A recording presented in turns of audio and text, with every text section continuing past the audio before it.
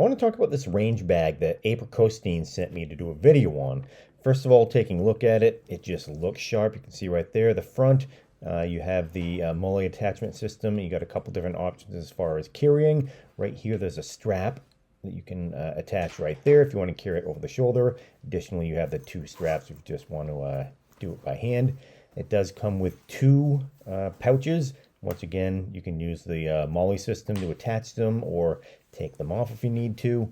Right here on the other end, you see, once again, you can put any sort of gear you want in there, first aid kit, anything you need. Taking a look at the main pocket in the front, right here, you see a number of pouches right there that you can use to store magazines or any other particular item you might want to. On the front, you see again the Molle system if you want to put something else on, something modular you can take off, a small Velcro strap as well for more attachment options. And on the top, going into the main compartment right here, you can see you've got the double zippers with a strap attaching them to make it easy to open. And you see right there, you've got plenty of room inside. You've got a compartment up there for storage. Additionally, it does come with, you see right down at the bottom, some dividers that you can attach with Velcro if you want to make more separation within the main compartment.